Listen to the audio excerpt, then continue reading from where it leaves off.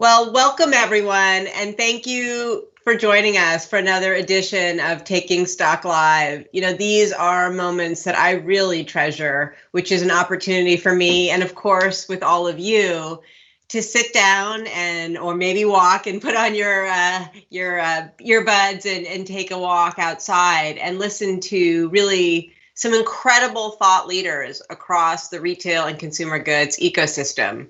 And today we have a real thought leader on a topic that I know is near and dear to all of our hearts, which is our planet and how we really orient our industry around the most important constituent we have, which is our planet.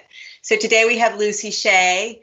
Lucy is the CEO of Futerra, really a change agent. I don't know how to say it any other way. Lucy, welcome. Thank you for joining me here and all of us at Taking Stock Live. Oh, thank you, Shelley. It's such a pleasure to be here. Thank you for asking me. Oh, yeah. So you, Futerra, you describe yourself as a change agency. Will you tell us maybe more about Futerra and how you describe yourself that way? So you'll hear change everywhere at the moment. It's on the lips of activists around businesses about our need to create change in order to create a more sustainable future, or even a present right now that we want to live in.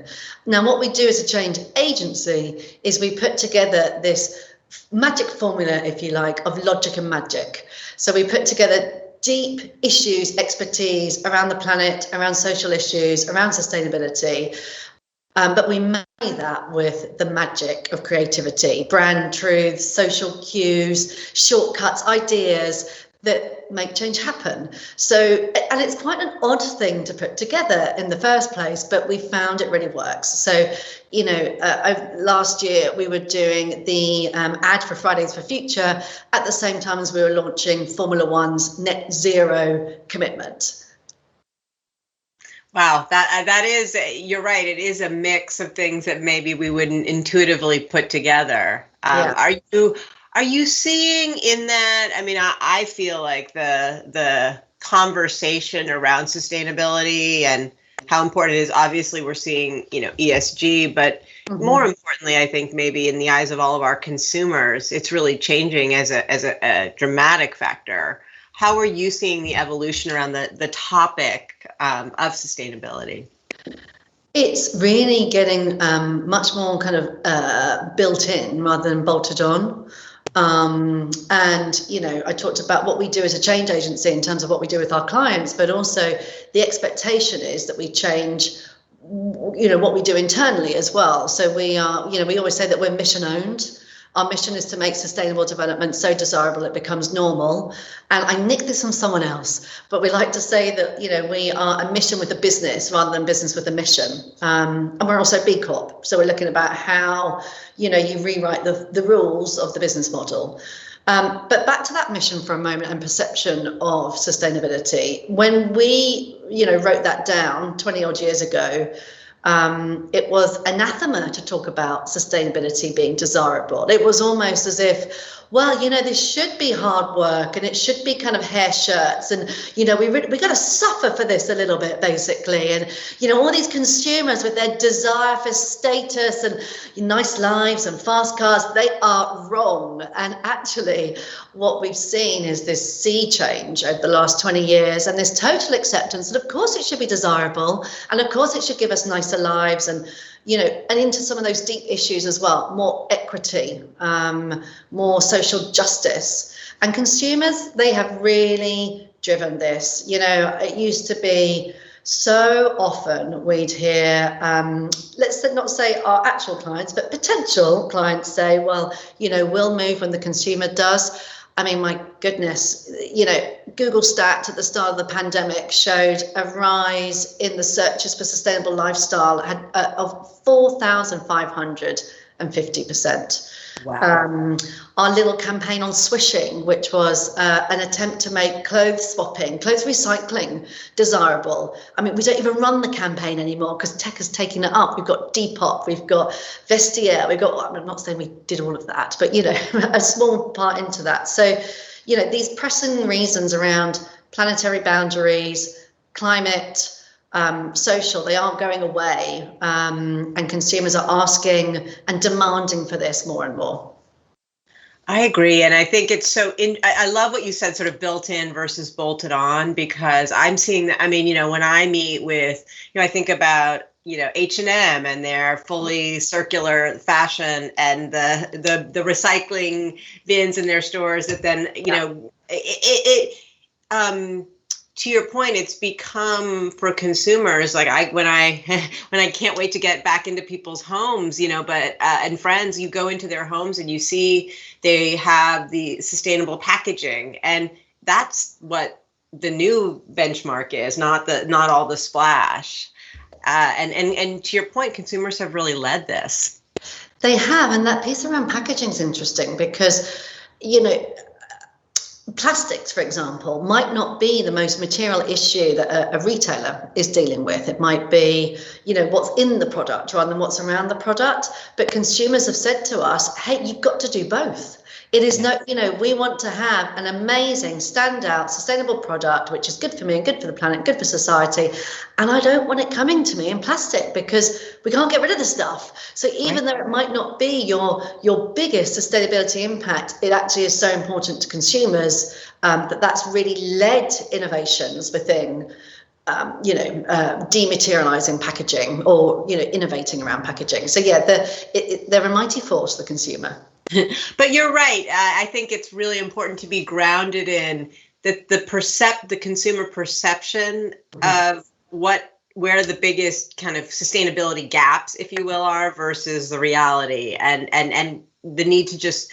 I mean, we see it at Microsoft in terms of the data question and educate, because at some level, it is a sort of a data and analytic conundrum in terms of the data so distributed that it's so hard for these, I think, these big brands to even know where the biggest gaps are.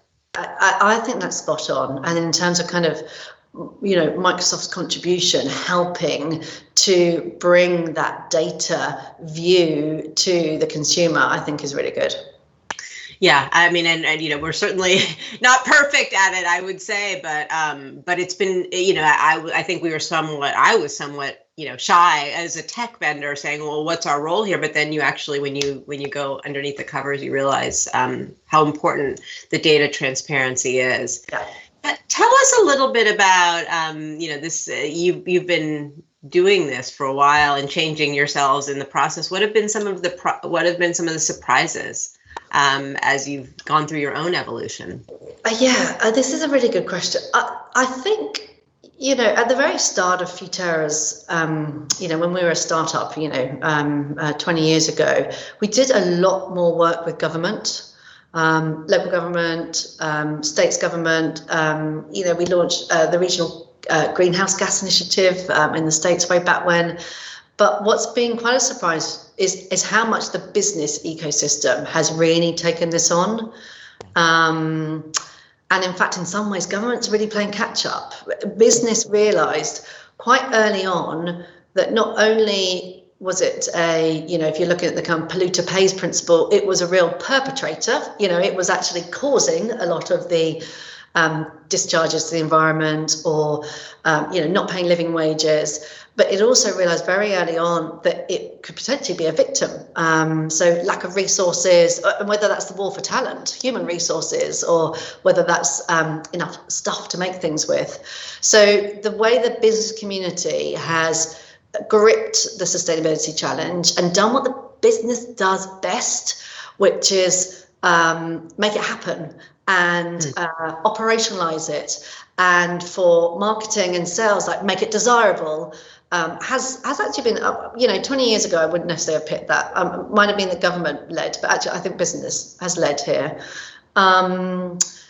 Consumers as well. It's not a surprise. It's actually a necessity, but this big shift in the last year or two from a kind of a siloed approach that you deal with your climate change stuff here and your social and standards and labor rights here, and consumers have blown that out of the water and said it's all the same. So this kind of entanglement of social environment, it's not a surprise. It's really needed to happen, but thank goodness it has finally happened. So the new lens and view on climate justice, on intersectional environmentalism, on an understanding about how those who are most affected by climate change are often the most marginalised, whether it's in the States or whether it's overseas. So that's been something really powerful, sometimes upsetting, but wonderful to see. And probably I'd say the rise in consumer capacity. Again, we find our partners, our clients now saying less around we need to educate our consumer and more to we need to get on the same page. Well, our consumer's pretty educated. We need to actually get our understanding capacity up to where they are. That's been a really welcome surprise as well. It really resonates. I mean, as you said, sort of more business-led, consumers sort of breaking down the silos within those businesses, and then consumers being highly educated. I look at my own house, my kids, they're gonna tell me they know this. They know the word supply chain. I certainly didn't know that, as a teenager, what that really was, and how, what's their supply chain like, and how is it sourced, and how is it produced, and it's incredible to sort of see that leapfrog generationally. How does it change in terms of the way you're given those sort of three shifts? How is it changing how you're working with brands around the world and retailers, of course, as well? It's a great question again. So again, that kind of building it in rather than bolting it on.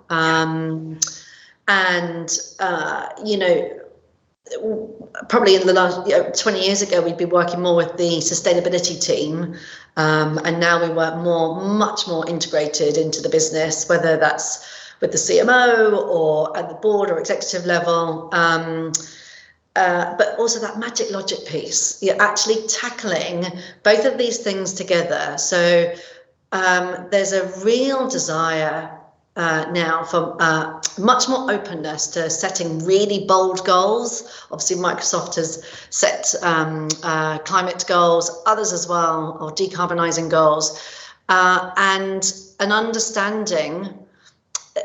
Some businesses still find some challenges with this, that you need to have really solid stuff to activate with your consumers on. So you need, if you want to do a really knockout marketing campaign around sustainability, you need a really strong commitment to base it on, or a strong initiative. And I think there's really much more, there's less, the probably actually overall is more greenwash, because, folks are more interested in this, and if I was going to speak honestly, the capacity around the comms industry is rising, but hasn't risen at the same level as the desire from clients to do something about this. But there's much more openness, I feel, to setting actual sustainability goals that will see a business transform into a sustainable business. And not just by 2050, by 2030, by 2040, the targets are getting closer and closer.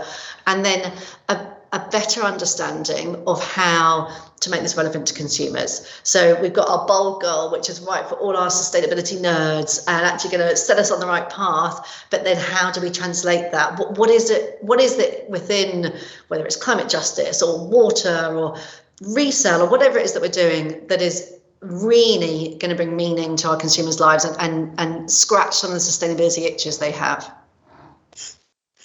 Yeah, and to your point, the itch, I think, is a combination of the magic and the logic. Like we do want both, and I think, I think about even just the change in language that I learned about from sort of talking about sustainability to the path to net zero, and just getting more specific about the intention. And then the need, certainly I see this, is it does, I'm not a huge tops down person. Hierarchy has never been my thing, but I do think you need like CEO board level commitment. Obviously you want the groundswell, but it has to come from the top, and it has to be so that to prevent, sort of, as you said, the comms department's getting overly excited about the messaging. Yeah, totally. And this how brands show up on the intersectional piece is really interesting. It's really hard to do it well. We saw a lot, rightly, a backlash around brand statements of support around Black Lives Matter last summer. If there's not the structural change and systems look within the business itself, you shouldn't necessarily be, making social media statements. But brands, one of our clients is Tommy Hilfiger, one of the brands of PVH, has, looked at, not necessarily at Black Lives Matter, but about trying to bring together its diversity and environmental commitments under a single platform that we created for them, make it possible, about welcoming all and wasting nothing. And their moves around their product range, which they'd created already, actually, an adaptive clothing range, which is live in the States for some time, it's now launched in Europe. I think is, again, a good example about how brands are starting to show up around putting social and environmental together. Wow, I have to go check it out. I haven't seen what Tommy's been up to. That's cool. Yeah. So to that point, because you give, you obviously brands pay to come see you, as they should, but in this webcast, maybe you could give some advice to retailers and brands on how they should think about how they can embrace sustainability more. Yeah, 100%. So I would say, again, put logic and magic together. Make sure that whatever you're working on is, the thing I'd say most is think about your unique contribution. Where is it that you, with your team, your brand DNA, your consumer set, your ecosystem, your suppliers, so obviously, you talked about Microsoft being able to make data available, and actually, consumers, particularly, and you talked about your family, your Gen Zs, your own very Gen Zs. I mean, I'm a bit younger than Gen Zs coming up. So actually being able to figure out where it is that you can make the biggest contribution as your business and brand, and it will be part art and part science. You'll be thinking about your material issues.